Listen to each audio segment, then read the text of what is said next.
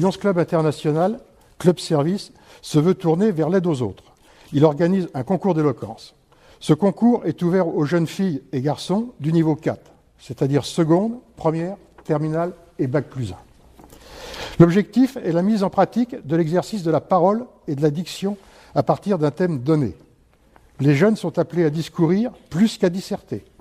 Il leur est demandé de faire preuve de persuasion, de communiquer et d'entraîner le public et surtout le jury. Alors ce soir, les candidats vont plancher sur une citation d'André Gide, extraite de son ouvrage « Les nourritures terrestres », paru en 1942. « Tout ce que tu ne sais pas donner te possède ». Cette citation de Gide nous fait tout d'abord penser au fait de donner, à la générosité, ou, d'un point de vue lycéen, à une question de philosophie pour une épreuve de bac de fin d'année.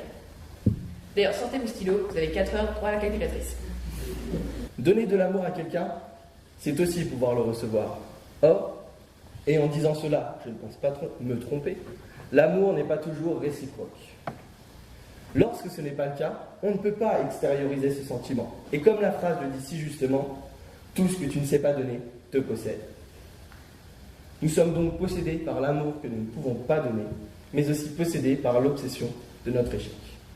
Juste avant que je ne donne les noms, le jury tient à féliciter les candidats pour leurs prestations, pour s'être pliés à un concours qui n'est pas un exercice facile et pour avoir proposé des discours tous convaincants évidemment.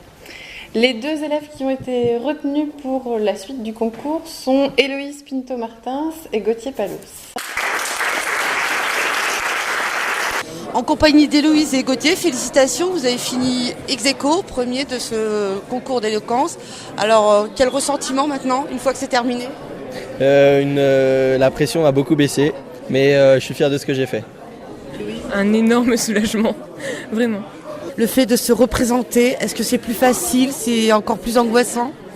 Personnellement, c'était plus angoissant, parce que l'an dernier, déjà, c'était dans l'enceinte de l'établissement, donc c'était plus familial, on va dire. Alors que là, c'était dans une toute autre salle, et puis qu'on ne connaît pas forcément.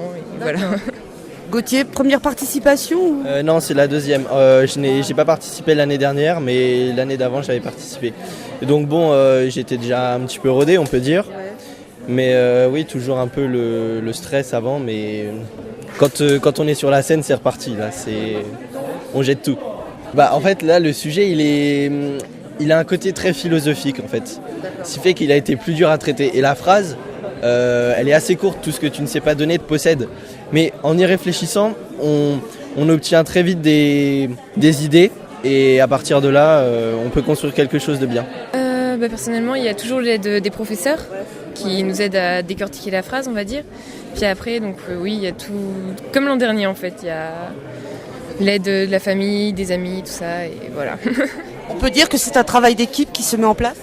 Oui, tout à fait, oui, parce qu'il y a le travail personnel qu'on fait nous, mais le plus important, c'est quand les premières fois qu'on récite nos textes devant les gens, devant souvent nos amis, nos profs, et les corrections qu'eux, ils peuvent ajouter dessus. Lors des répétitions, c'est articule plus, parle doucement, etc. Ça donne quand même une certaine pression, mais après, on est vachement encouragé du côté des professeurs et des amis. Donc, La pression au niveau des profs, elle est moindre parce qu'ils savent qu'on fait quelque chose d'extrascolaire et ils seront derrière nous et on a rien à perdre, je dirais. Et moi, je pense que c'est quelque chose de bien d'aller exposer ses idées aux autres.